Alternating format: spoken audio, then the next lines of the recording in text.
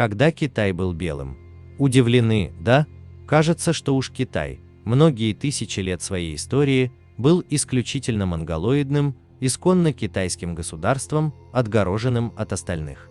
Но проблема в том, что китайская историография и статистика вообще пестрит искажениями и явными перегибами в свою пользу. Китайцы крайне неохотно признают чужое влияние на свою историю, тем более от белых варваров. Но нам важнее научная достоверность. И надо сказать, что был период, когда Поднебесная принадлежала не монголоидному населению. Что не так с китайской историей? Если доверять китайским исследователям и летописям, то история страны насчитывает многие тысячи лет, и правили ими удивительные императоры, летающие по воздуху с телами драконов и жившие сотни лет. Эти факты вызывают обоснованные сомнения, а китайская сторона, чье воображение восхищают подобные детские образы, может доказать только правление чуть ранее Цинь-Шихуанди, а это уже вполне историческое время, позднее Шумера и египетских пирамид. А все, что было ранее, уже отнюдь не столь исторично и ставит под сомнение притязания Китая на древность.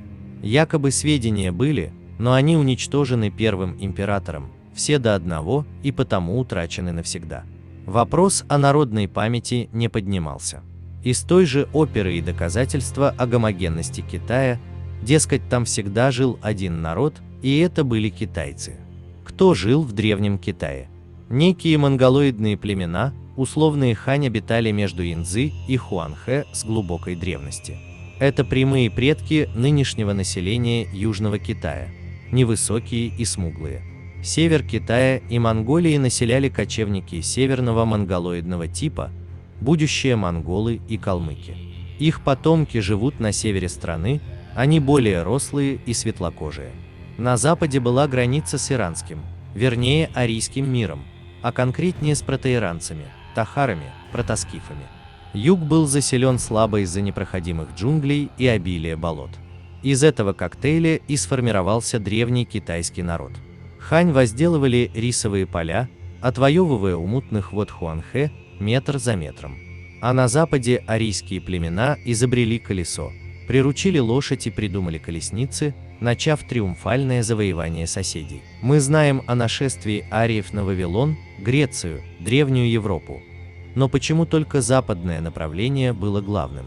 Рельеф местности позволял легче идти на восток, где по степям можно было добраться до самого Китая. Именно так они и поступили. Восточный поход ариев. В Таримской низине давно были обнаружены странные мумии. Очень высокие, 180-195 сантиметров, светловолосые и узколицые, в шерстяных одеждах, напоминающих шотландские килты, со следами широкого употребления молока и сыра, что для китайцев обычно заканчивается расстройством желудка.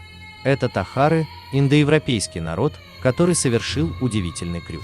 Название взято из тибетского, где тахар означает «белая голова».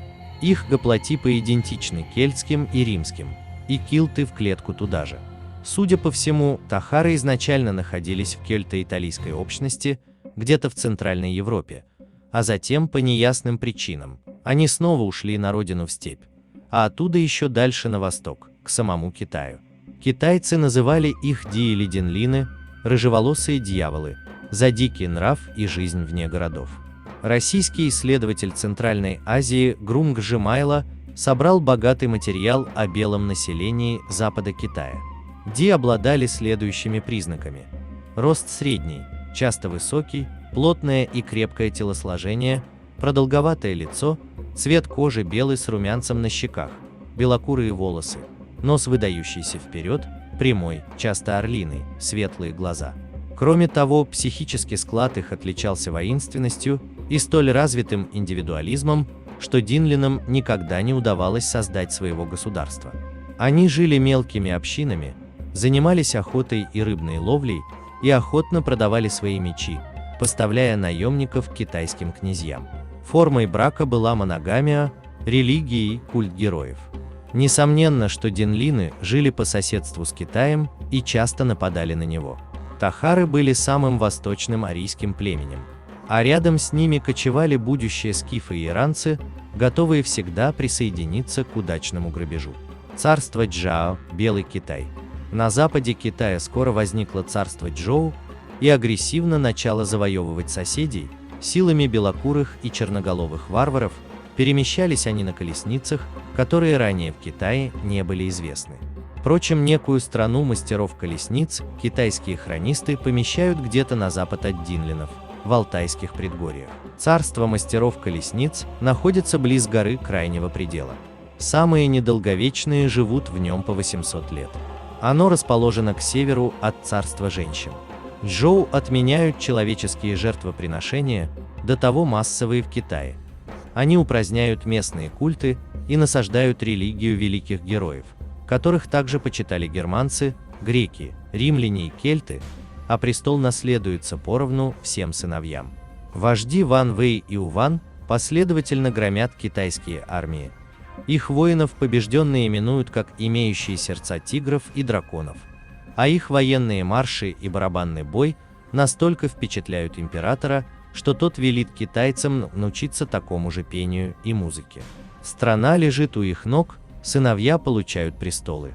В итоге, скоро в Китае будет почти 1000 княжеств, остервенело грызущих друг друга. Но пришельцы дали множество терминов в китайский язык.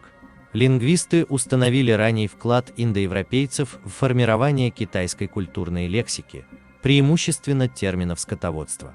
Один пласт состоит из названий лошади, гуся, кисломолочного продукта или масла.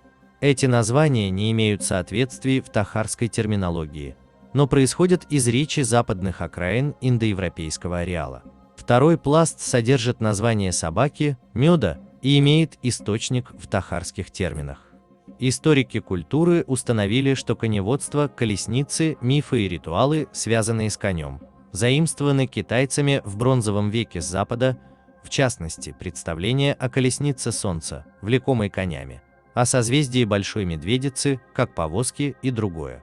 Это источник индоевропейский и, судя по языковым контактам, не арийский, тогда как тахарская его принадлежность не исключается.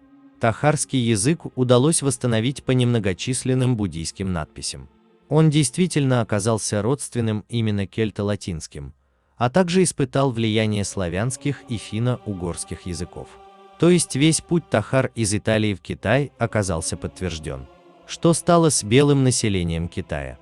Период междоусобных войн сопровождался смешением ханьцев и динлинов, что отразилось на внешности народа и его отдельных представителей.